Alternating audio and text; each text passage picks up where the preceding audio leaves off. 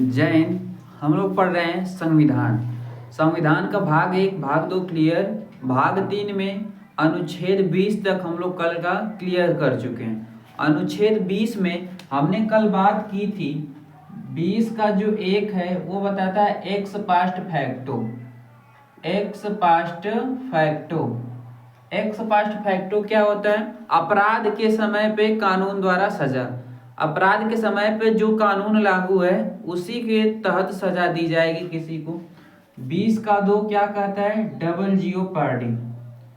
Double jeopardy ये क्या होता है? यदि आपने एक अपराध की है तो सिर्फ एक ही सजा दी जा सकती है। यदि आपने एक अपराध किया है तो बस एक सजा दी जा सकती है। एज एग्जाम्पल हमने आपको बताया था एक्स पास्ट फैक्टो के बारे में भी और डबल जियोपार्डी के बारे में। ठीक है। तीसरा जो है वो बताता है सेल्फ इंक्रिमिनेशन। Self incrimination. अब ये सेल्फ इंक्रिमिनेशन क्या होता है? खुद के खिलाफ गवाही के लिए आपको कोई बाध्य नहीं कर सकता। खुद के खिलाफ गवाही के लिए आपको कोई बाध्य नहीं कर सकता। ठीक है। इतनी बातें हम लोग कल का कर चुके थे। एक्स पास्ट फैक्टो, अपराध के समय कानून द्वारा सजा। इसके बाद एज एग्जाम्पल हमने निर्भया का कांड के बारे में बताया था आपको। फिर डबल जियोपार्डी, एक अपराध एक सजा। इसके बाद हमने किया था कि यदि आपको सजा हो चुकी है, कोई दूसरा पुलिस वाला आता है तो आपको फिर से अरेस्ट करके नहीं कर सकता। ये नहीं कहेगा कि आपने वो अपराध किया था उस समय हम नहीं थे, इस समय आ गए हैं तो आपको सजा देंगे। 3 होता है सेल्फ इंक्रिमिनेशन। खुद के खिलाफ आपको गवाही के लिए कोई बाध्य नहीं कर सकता, आपको इन सब की स्वतंत्रता है। आज हम लोग पढ़ेंगे इसके आगे का अनुच्छेद 21। अनुच्छेद 21 में क्या है? प्राण और दैहिक स्वतंत्रता। अनुच्छेद 21। अनुच्छेद 21। अनुच्छेद 21 क्या बताता है? प्राण एवं दैहिक स्वतंत्रता। प्राण एवं दैहिक स्वतंत्रता कि आपको जीने का पूरा अधिकार है। वो प्राण और दैहिक स्वतंत्रता अनुच्छेद 21 के तहत। यदि आप सुसाइड करना चाहते हैं तो आप सुसाइड भी नहीं कर सकते, क्योंकि संविधान हमें जीने का अधिकार देता है, मरने का अधिकार नहीं है। संविधान के अनुसार हमें सिर्फ जीने का अधिकार है, मरने का अधिकार नहीं। अच्छा होता है कि यदि कोई बाइक चला रहा हो तो उसके बाइक से जब बहुत अधिक धुआं आता है तो उस पर चालान कटता है। क्यों? क्योंकि उस धुएं से पर्यावरण असंतुलित होता है, प्रदूषित होता है, उससे अन्य व्यक्तियों की जान को खतरा हो जाता है। अन्य व्यक्तियों की जान को खतरा हो जाता है, इसलिए उसको चालान काटा जाता है। किसके तहत? अनुच्छेद 21 के तहत। क्योंकि अन्य व्यक्तियों के प्राण को खतरा हो रहा है, इसलिए अनुच्छेद 21 के तहत उसका क्या किया जाता है? चालान काटा जाता है। अनुच्छेद 21 के तहत किसकी स्वतंत्रता है? प्राण और दैहिक स्वतंत्रता। मान लीजिए आप सुसाइड करना चाह रहे हैं। यदि आप सुसाइड करने जा रहे हैं, बाय द वे किसी कारणवश आप बच गए, कैसे भी करके आप बच गए, तो आपको सजा हो सकती है। आप किसी को उकसा रहे हैं सुसाइड करने के लिए, आप किसी के प्राण के लिए खतरा है, किसी के जीवन के लिए खतरा है, आप खुद के लिए खतरा है, तो आपको सजा दी जाएगी। किस अनुच्छेद के तहत? अनुच्छेद 21 के उल्लंघन करने के तहत। और अनुच्छेद 21 का उल्लंघन कर रहे हैं मतलब मूल अधिकार का उल्लंघन कर रहे हैं, और मौलिक अधिकार का उल्लंघन कर रहे हैं मतलब सुप्रीम कोर्ट का उल्लंघन कर रहे हैं। और सुप्रीम कोर्ट हाई कोर्ट इसका रक्षक है, और सुप्रीम कोर्ट हाई कोर्ट आपको क्या करेगा? बहुत ही कड़ी सजा देगा। ठीक है, ये हो गई अनुच्छेद 21 के बाद प्राण एवं दैहिक स्वतंत्रता। इसके बाद आता है 21 का क। हमने एक बात जब संविधान बताना स्टार्ट किया था तो हमने बताया था कि इसमें अनुच्छेद हैं 395, लेकिन क ख ग घ करके इसमें अन्य संशोधन करके जोड़ा गया है। संशोधन करके जोड़ा गया है, तो यही 21 का क यानी कि संशोधन हुआ है। जहां भी क ख ग आ जाए, ABCD आ जाए, वहां पर क्या है? संशोधन करके जोड़ा हुआ है। 21 का क है यानी कि इसमें क्या हुआ? संशोधन करके जोड़ा गया। ये 86वां संशोधन 2002 में हुआ था। ये है क्या कि 6 से 14 वर्ष तक के बच्चों को 6 से 14 वर्ष तक के बच्चों को निःशुल्क शिक्षा दी जाए। निःशुल्क शिक्षा 6 से 14 वर्ष तक के बच्चों को निःशुल्क शिक्षा। आपके गांव में प्राइमरी स्कूल में होंगे, देखिए प्राइमरी स्कूल में एक जगह नोटिस होता है जहाँ लिखा होता है कि 6 से 14 वर्ष तक के बच्चों को उनके उम्रानुसार निःशुल्क शिक्षा दी जाएगी। उनके उम्रानुसार निःशुल्क शिक्षा दी जाएगी। तो ये संविधान भी हमें अधिकार देता है। 86वां संशोधन 2002 में ये जोड़ा गया था। 86वां संशोधन 2002 में जोड़ा गया था हम लोग के संविधान में। अच्छा, ये लागू कब हुआ था? ये लागू हुआ था 1 अप्रैल 2010 को। 2002 में जोड़ा गया, 2010 में लागू हुआ। जोड़ दिया गया कब? 1 अप्रैल जोड़ा कब गया? 86वां संशोधन किया गया था, 2002 में जोड़ा गया। लागू कब हुआ? 1 अप्रैल 2010 में। 1 अप्रैल 2010 में। और अनुच्छेद 21 का क हमें क्या बताता है कि 6 से 14 वर्ष तक के जो बच्चे हैं उनको निःशुल्क शिक्षा दी जाएगी। उनको निःशुल्क शिक्षा पाने का पूरा अधिकार है।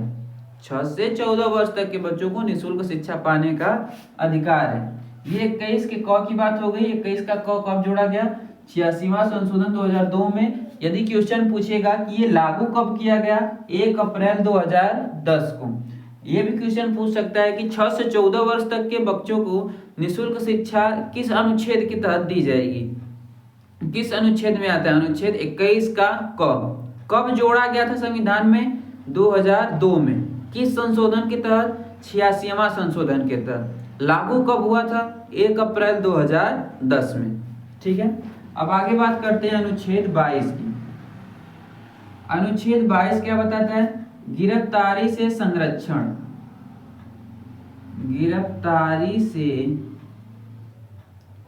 गिरफ्तारी से संरक्षण। गिरफ्तारी कितने प्रकार से होती है? 2 प्रकार से। एक होती है दंडात्मक और एक होती है निषेधात्मक। दंडात्मक और निषेधात्मक। अनुच्छेद 22 बताता है गिरफ्तारी से संरक्षण। हम लोग जानते हैं कि दंडात्मक क्या होता है और निषेधात्मक क्या होता है। दंडात्मक का मतलब आपने कोई अपराध कर दिया है, आपने कोई अपराध किया है तो उस समय आपको अरेस्ट किया जाता है, गिरफ्तार किया जाता है।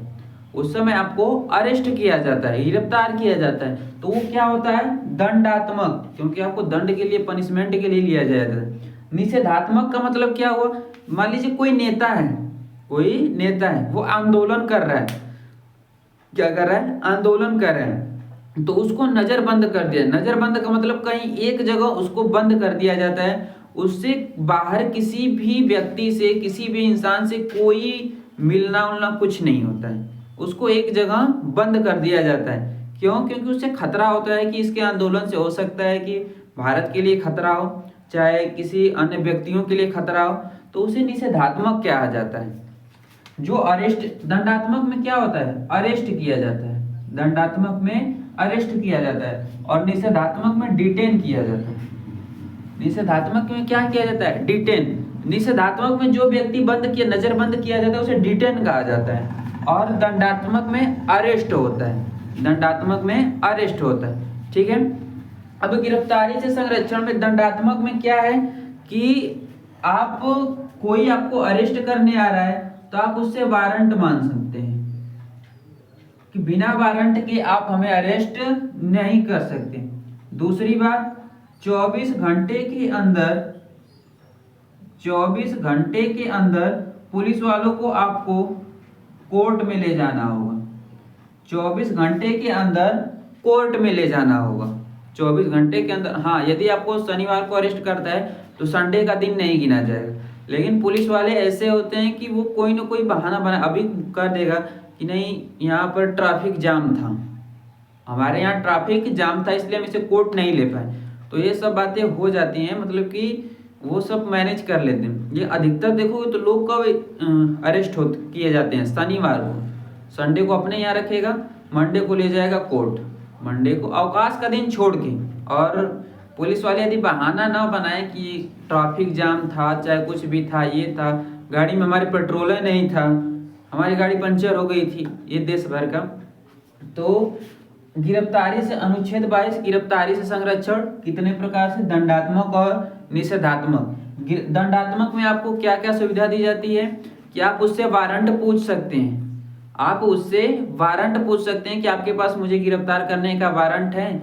आप उससे ये कह सकते हैं कि 24 घंटे के अंदर हमें कोर्ट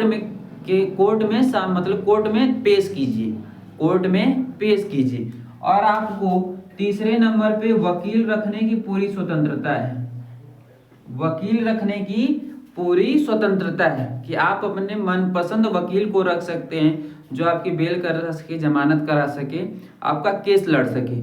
आप इसमें वकील रख सकते हैं अपने इच्छा अनुसार, ठीक है। गिरफ्तारी से संरक्षण दंडात्मक और निषेधात्मक। निषेधात्मक में क्या होता है, नजरबंद कर दिया जाता है, नजरबंद कर दिया जाता है। अब नजरबंद क्या होता है, समझिए कोई नेता है, वो आंदोलन कर रहा है, क्या कर रहा है, आंदोलन कर रहा है, उसको उसी के रूम में पैक कर दिया है, वो कहीं भी पैक कर सकता है, इसमें किसी भी प्रकार का कष्ट नहीं दिया जाएगा, बस मोबाइल कनेक्शन काट दिया जाएगा, टीवी भी, मतलब कि जो भी संचार माध्यम है वो सब अलग कर दिया जाएगा, किसी भी व्यक्ति को मिलने नहीं दिया जाएगा। तो ये निषेधात्मक में होता है डिटेन करना, ठीक है। ये अनुच्छेद 22 की बात हो गई, अनुच्छेद 22। इसके बाद हम लोग पढ़े अनुच्छेद 23। 22 में दो बातें जो है, दंडात्मक और निषेधात्मक। दंडात्मक में अरेस्ट किया जाता है और निषेधात्मक में डिटेन किया जाता है। नाम से ही पता चल रहा है निषेधात्मक, निषेध का मतलब रोकने के लिए, निषेध का मतलब रोकने के लिए। दंडात्मक, दंड का मतलब पनिशमेंट करने के लिए, उसको सजा देने के लिए, उसको क्या करने के लिए, सजा देने के लिए, ठीक है। दंडात्मक का मतलब सजा देने के लिए, निषेधात्मक का मतलब रोकने के लिए। दंडात्मक में तीन बातें, वारंट आप देख सकते हैं, आप 24 घंटे के अंदर उसे कोर्ट के सामने पेश करने के लिए कर सकते हैं। तीसरी बात, आप अपने मनपसंद वकील को रख सकते हैं, ठीक है। अब अगली बात आती है अनुच्छेद 23 की। अनुच्छेद 23 ये शोषण के विरुद्ध अधिकार है, 23 और 24। इसमें 23 में क्या है, बलात् श्रम और बेगारी श्रम आप किसी से नहीं करा सकते। बलात् श्रम और बेगारी श्रम आप किसी से नहीं करा सकते। बलात् श्रम क्या होता है, बलपूर्वक, अपने बलपूर्वक किसी से काम करवाकर उसे काम के अनुसार पैसे न देना, ये होता है बलात् श्रम। अनुच्छेद 23 के तहत यदि आपने इसे किसी भी मनुष्य से करवाया तो आप अनुच्छेद 23 का उल्लंघन कर रहे हैं, बलात् श्रम। अब बेगारी श्रम क्या होता है, पहले क्या होता था कि जो जमींदार होते थे वो किसी को जरूरत पड़ गई, छोटे लोग की जरूरत पड़ गई, वो जमींदार के पास गए पैसा लेने के लिए। अब जमींदार उनको पैसा देता था और उनकी जमींदार जब पैसा सूद पर देता था, तो जब वो सूद नहीं चुकता कर पाते थे तो जमींदार का कहना होता था कि आप हमारे खेतों में काम कीजिए, सूद ब्याज के बदले क्या कीजिए, काम कीजिए। तो वही होता है बेगारी श्रम। क्या होता है, बेगारी श्रम। बलात् श्रम का मतलब बलपूर्वक, बेगारी श्रम का मतलब सूद के बदले काम करना, पैसा नहीं दिया जाता था। तो इन दोनों में से यदि आप कोई करवा रहे हैं तो आप अनुच्छेद 23 का क्या कर रहे हैं, उल्लंघन कर रहे हैं। अनुच्छेद 23 क्या बताता है कि बलात् श्रम और बेगारी श्रम किसी भी मनुष्य द्वारा कोई नहीं करवा सकता, जबरदस्ती कोई भी नहीं करवा सकता, नहीं तो ये क्या हो जाएगा, मूल अधिकार का, मौलिक अधिकार का उल्लंघन हो जाएगा, ठीक है। आगे बात करते हैं अनुच्छेद 24 की। अनुच्छेद 24 की, अनुच्छेद 24 बताता है कि 6 से 14 वर्ष तक के बच्चों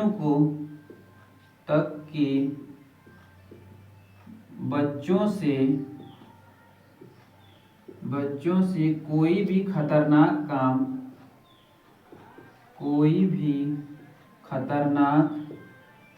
काम नहीं करवाया जा सकता, नहीं करवाया जा सकता। ये कौन सा अनुच्छेद बताता है? अनुच्छेद 24। अनुच्छेद 24 हमें क्या बताता है कि 6 से 14 वर्ष तक के बच्चों से कोई भी खतरनाक काम नहीं करवा सकता। अब क्या है, कहीं कहीं होटल पे ऐसा होता है कि छोटे छोटे बच्चों को बर्तन मांजने के लिए चाहे कुछ भी काम करने के लिए लगा दिया जाता है, कोई भी काम नहीं करवा सकते आप। तो यदि पुलिस जान गई तो आपको पक्का है सजा देगी। और खतरनाक काम का मतलब क्या हुआ? बम लगाने में, जो बम होता है ना दिवाली पे फोड़ा जाता है, वो बम बनाने में, चाहे कुछ भी ऐसा वैसा खतरनाक काम करवाने के लिए आप 6 से 14 वर्ष तक के बच्चों को नहीं रख सकते। यदि आप ऐसा कर रहे हैं तो आप अनुच्छेद 24 का उल्लंघन कर रहे हैं। आप अनुच्छेद 24 का उल्लंघन कर रहे हैं। अनुच्छेद 24 हमें बताता है कि 6 से 14 वर्ष तक के बच्चों से कोई भी खतरनाक काम नहीं करवा सकता। ये शोषण के, ये दोनों जो अनुच्छेद हैं ये शोषण के विरुद्ध हैं, शोषण के विरुद्ध, शोषण के विरुद्ध अधिकार, शोषण के विरुद्ध अधिकार। अनुच्छेद 23 और अनुच्छेद 24। अनुच्छेद 23 बलात्श्रम और बेगारी श्रम कोई नहीं करवा सकता। अनुच्छेद 24 6 से 14 वर्ष तक के बच्चों से कोई भी खतरनाक काम नहीं करवा सकता। अच्छा, अनुच्छेद 24 बताता है 6 से 14 वर्ष तक के बच्चों को खतरनाक काम नहीं करवाया जा सकता। 21 का क क्या बताता है? 6 से 14 वर्ष तक के बच्चों को निःशुल्क शिक्षा, 24 खतरनाक काम। ये दो बातें दोनों 6 से 14 वर्ष तक के बच्चों के लिए। 21 का क निःशुल्क शिक्षा, 24 खतरनाक काम नहीं करवाया जा सकता। ठीक है, ये बच्चों के लिए। अनुच्छेद 21 क्या बताता है? प्राण और दैहिक की स्वतंत्रता, प्राण एवं दैहिक स्वतंत्रता। आप खुद की मर्जी से मर भी नहीं सकते हैं। संविधान हमें जीने की अनुमति देता है, मरने की नहीं। ठीक है, और सुसाइड करना ही क्यों है? सुसाइड करना ही क्यों? लाइफ है तो इसमें तो उतार चढ़ाव ये तो लगा रहता है। ठीक है, अब ये नहीं कि थोड़ा सा टेंशन आ जाए तो मरना सबसे बढ़िया उपाय है। लाइफ में आए हो तो जियो, मर कर क्या मिलेगा? मर के क्या मिलेगा? कुछ मिलेगा नहीं। ठीक है, 21 प्राण और दैहिक की स्वतंत्रता। 21 का क निःशुल्क शिक्षा कब लागू हुआ? 1 अप्रैल 2010 को। जोड़ा कब गया? 2002 को। किस संशोधन के तहत? 86वां संशोधन। अनुच्छेद 22 क्या बताता है? गिरफ्तारी से संरक्षण। गिरफ्तारी दो प्रकार से होती है, दंडात्मक और निषेधात्मक। दंडात्मक में आप वारंट देख सकते हैं, 24 घंटे के अंदर कोर्ट में जाने की मांग कर सकते हैं। तीसरा, आप अपना मनपसंद वकील रख सकते हैं। ठीक है, अनुच्छेद 23 बताता है कि किसी भी मनुष्य को आप बलात्श्रम या बेगारी श्रम नहीं करवा सकते। अनुच्छेद 24 क्या बताता है कि आप 6 से 14 वर्ष तक के बच्चों को कोई भी खतरनाक काम नहीं करवा सकते। यदि आप इनमें से कुछ भी उल्लंघन कर रहे हैं तो कहाँ जाएंगे? डायरेक्ट सुप्रीम कोर्ट और हाई कोर्ट। सुप्रीम कोर्ट आएगा अनुच्छेद 32 में और हाई कोर्ट आएगा 226 में। ठीक है, इसके बाद आता है 25 से 28। अनुच्छेद 25 से 28, इसमें धार्मिक स्वतंत्रता की बात है। धार्मिक स्वतंत्रता की बात, इसकी बातें हम लोग करेंगे कल, धार्मिक स्वतंत्रता की बात। अनुच्छेद 25 से 28 हम लोग भाग 3 मन से पढ़ेंगे। भाग 3, भाग 4 हो गया नीति निदेशक तत्व, और भाग 5 के बारे में। भाग 5 जैसे ही क्लियर हुआ फिर उसके बाद अनुच्छेद अपने आप समझ में आने लगेंगे। 3, 4, 5 तक जैसे ही क्लियर हुआ, 5 के बाद समझे अपने आप ऐसा लगेगा कि नहीं। अब पहले ऐसा लग रहा है कि 395 पढ़ना है, ऐसा लग रहा है कि 395 पढ़ना है, कैसे आएगा। बस 5 तक जहाँ क्लियर हुआ, हमें जहाँ तक उम्मीद है कि अभी तक 24 पढ़ लिए ना, 24 तक तो कोई दिक्कत नहीं आई होगी। जैसे ही भाग 5 तक क्लियर हुआ बाकी सब अपने आप क्लियर होते जाएंगे। और ऐसा थोड़ी कि 395 है तो 395 पूरा इम्पोर्टेंट ही होगा। जो जो इम्पोर्टेंट होगा बस वो पढ़ेंगे। मौलिक अधिकार थोड़ा इम्पोर्टेंट है, ये पढ़ेंगे। नीति निदेशक तत्व में कुछ जो इम्पोर्टेंट है वो पढ़ेंगे। भाग 5 में जो आएगा वो पढ़ लेंगे थोड़ा, फिर उसके बाद अपने से क्लियर होता जाएगा। राष्ट्रपति, संसद, उपराष्ट्रपति, राज्यपाल, सुप्रीम कोर्ट, नगर पालिका, कार्यपालिका। ठीक है, आशा करते हैं आज का सेशन आपको ठीक लगा होगा, आगे की बातें कल। ठीक, जय हिंद, धन्यवाद।